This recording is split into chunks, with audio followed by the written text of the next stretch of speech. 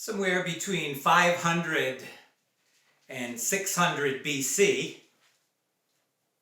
it is said that there was a Greek slave and storyteller by the name of Aesop. And he told folk tales in order to illustrate principles of life concerning what is right and what is wrong, concerning what is good and what is destructive. And these stories suggested how to put those principles into practice, into action in our lives by our behavior. And though they began as stories that were verbally passed down from one person to another, years later they were collected and they were written down in a volume of over 700 narratives. And many of us grew up reading some of those stories. Stories about men and animals. Stories like The Tortoise and the Hare, where we learned that slow and steady wins the race. Stories like The Mouse and the Lion, where we saw that the kindness that we show to others is never wasted, and in fact it can come back to help us someday. Or how about The Ant and the Grasshopper, where we were taught that there is a time to work and there is a time to play, and we need to get done what needs to get done today while we still have the opportunity to do it. But perhaps a lesser known story of Aesop concerns an argument between various parts of the human body. And the hands and the feet were complaining to the stomach that he appeared to do nothing at all except to eat all of the food that was put into him. And so those body parts decided on a plan. They decided to withhold that food from the stomach, only to find out in a short amount of time that as a result every part of the body became weak and sickly, and in some versions of that story the man fell down to the ground and died. And over the years that story has found its way in one form or another into the Roman and the English and French and Japanese literature and culture, even to this day. And in the passage of Scripture that is before us today, in 1 Corinthians chapter 12, verses 12 through 20, we find that the Apostle Paul has used that familiar image of the human body in order to illustrate biblical truth to the people in the church in the city of Corinth. And you may recall from the last time that we were together, as chapter 12 began, Paul pointed out that it is the work of the Spirit of God to equip those who belong to Jesus Christ with spiritual gifts. Gifts given to us so that we might minister to each other, and so that we might reach those who are without Christ with the message of salvation. And those gifts which he gives to us are as diverse as we are diverse. We are a unique combination of these spiritual realities in our lives. But as unique as we are, the goal is for us to become unified. Diversity in the church is not designed to divide the church. It is not It is designed to unify the church. It is not designed to discourage us. It is designed to build us up. It's not designed to bring dissension between us, but it is designed to bring harmony between us. It is not designed so that we might serve ourselves, but it is designed so that we might serve each other. And these thoughts that Paul was bringing to the people caused him to launch into an explanation of the nature and of the importance of unity in the church.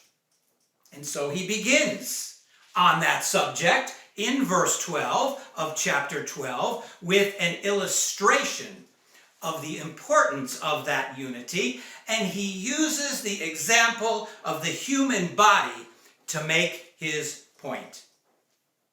And so he says, even though our physical body is one body, it has many members.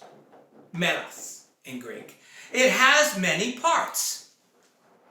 And it is amazingly complex. And yet all of the members of our body work together. They function in harmony. They function in unity for the benefit, for the good of our body. And though there are many members, still it is one body. And if a part of our body were to be removed, it could not function on its own, could it? Well, no, of course not. What would happen?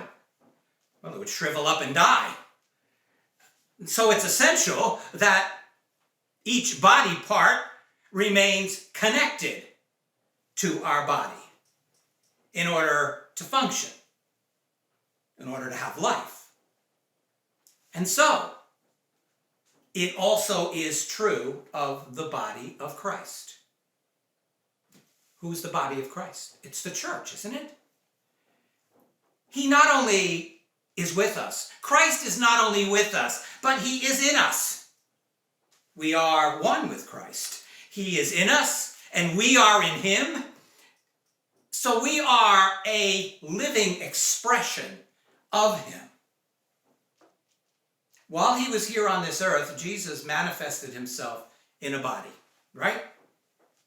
But now that he's returned to the glory of heaven, he has chosen to manifest himself in us, both individually and through his church.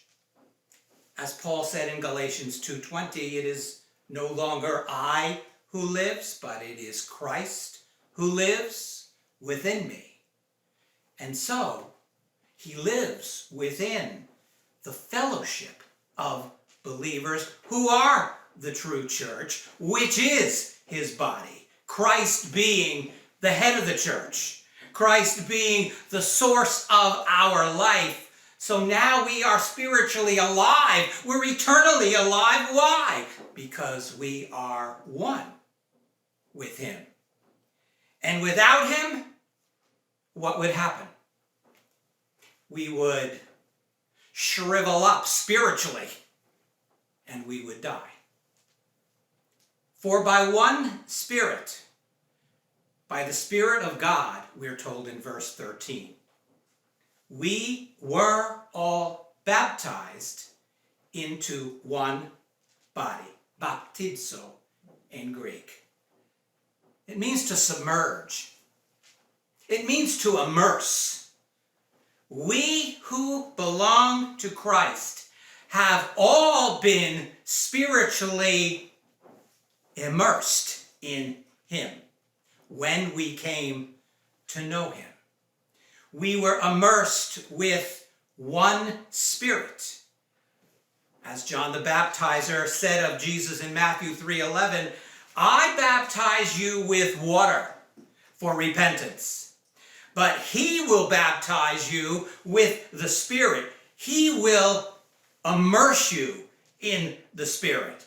And John continues, if you do not believe, then you will be baptized. You will be immersed in judgment and in the fire of hell. The moment that we come to Jesus Christ for our salvation, we are all immersed in the Spirit of God. We are immersed into a new relationship with Christ. We're immersed into a new life.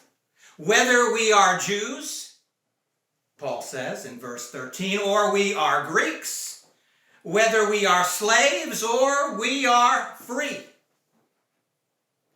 So when we come to Christ, he not only places us all into his body, but he places the Holy Spirit into all of us. We're told in verse 13 here. Paul says we were all made to drink of one spirit, potizo in Greek. We have been supplied with living water, as one would abundantly supply water for his crops. And it further says in John 3:34, God gives the Spirit without measure, metron in Greek, without measuring him out. God doesn't give his Spirit a little bit at a time, but we have all received the fullness of the Spirit at the time of our salvation. And if we do not have the Spirit of Christ living within us, what are we told in Romans 8:9? Then we don't belong to Christ. We don't belong to him at all.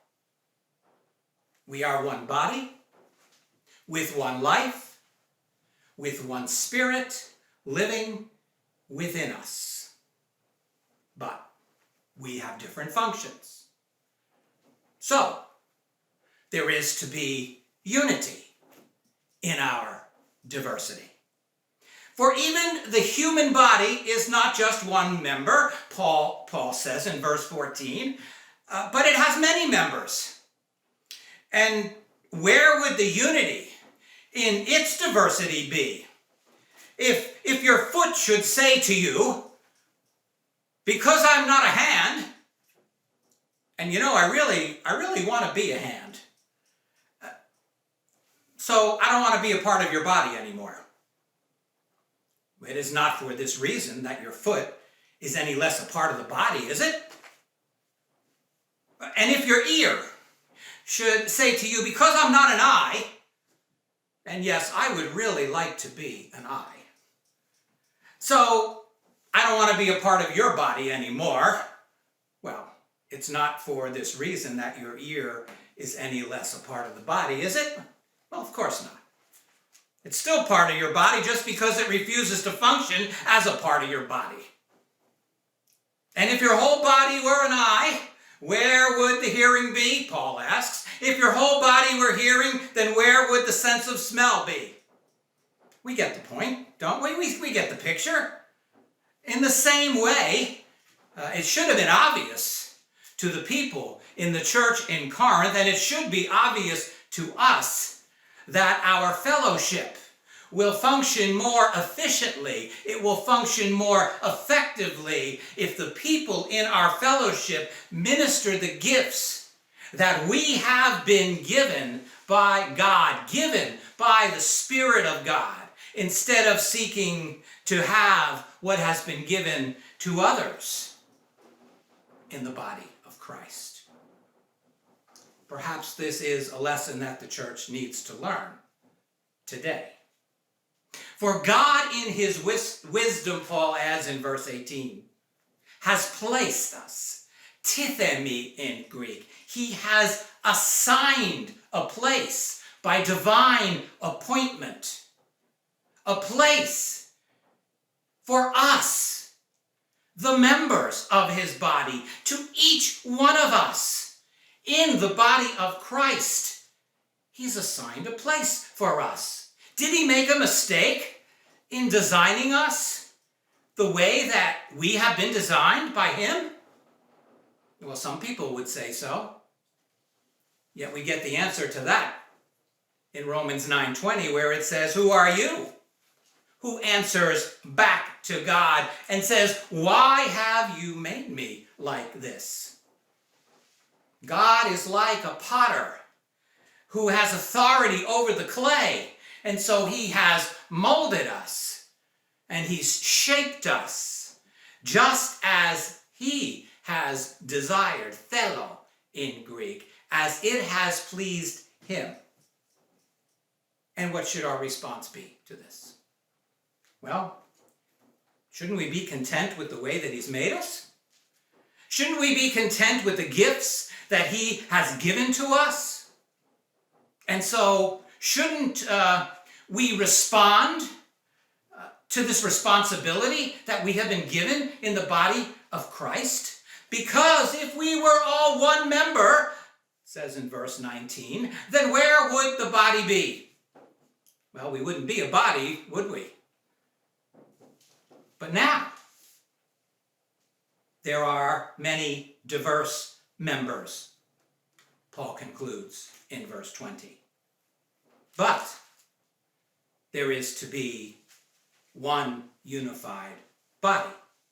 There's to be solidarity in the body of Christ, unity in the truth of his word. Why? For us? Well, of course not. It is so that we might bring honor and glory to Christ Jesus, our Lord. Amen.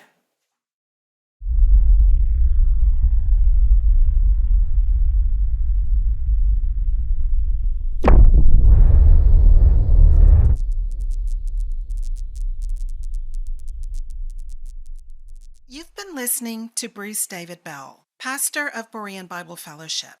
If the Lord has ministered to you through this message and you would like more information, then visit us on the web at bbfva.org.